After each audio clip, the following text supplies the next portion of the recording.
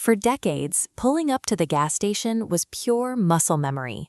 You pick the nozzle, squeeze the handle, and don't give a second thought to the liquid flowing into your tank.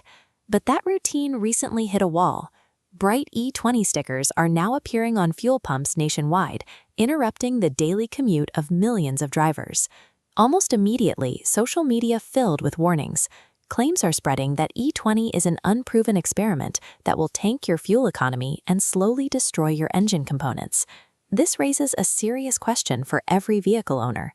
Is this a flawed fuel being pushed on the public, or is it a misunderstood engineering upgrade?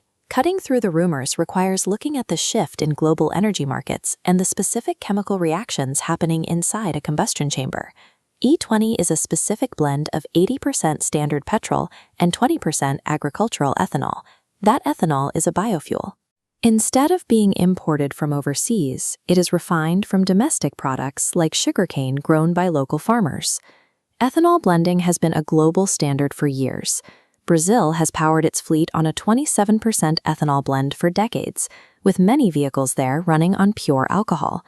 The United States and the European Union follow similar paths, with millions of cars using E10 and E15 blends as their primary fuel source every day. For India, this shift is a move toward energy security. Replacing 20% of petrol with domestic crops lowers the country's massive bill for imported crude oil. There is also a direct environmental benefit. Ethanol burns cleaner than petrol, helping to lower the carbon monoxide emissions that currently hang over urban air.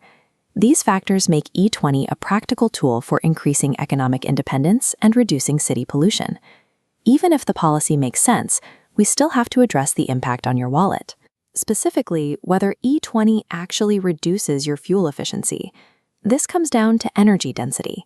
Pure ethanol naturally contains about 30% less energy than petrol. Mixing it at a 20% ratio dilutes the total energy, leading to a calculated mileage drop of 2 to 6%. However, modern cars use engine control units to manage this.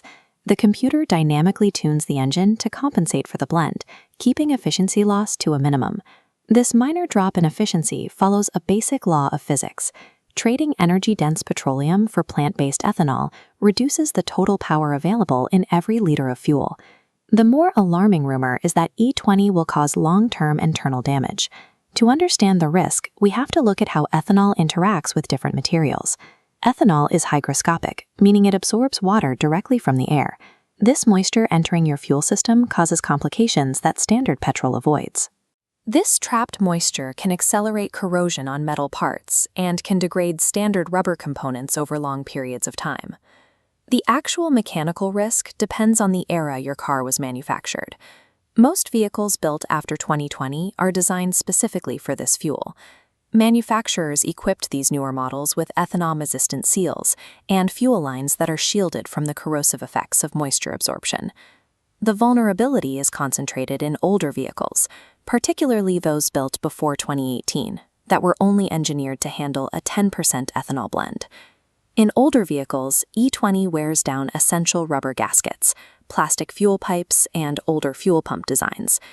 E20 won't cause an immediate mechanical failure, but it creates a chemical mismatch that can change how older engine components age. E20 serves a clear global environmental purpose, even if it changes the maintenance needs for individual vehicles. The trade-off for increased energy independence is a small hit to mileage and a requirement to know exactly what your engine is built to handle. Your vehicle's owner's manual is the final authority. It will state clearly if your car was engineered to be E20 compatible. If you own an older vehicle, the best approach is regular maintenance. Increasing the frequency of your fuel system inspections will help catch any potential wear before it becomes a problem. We want to track the real-world results. Please share your vehicle model and any changes you've noticed in your fuel efficiency in the comments below. Understanding the chemistry behind the pump turns a confusing fuel sticker into a predictable engineering trade-off.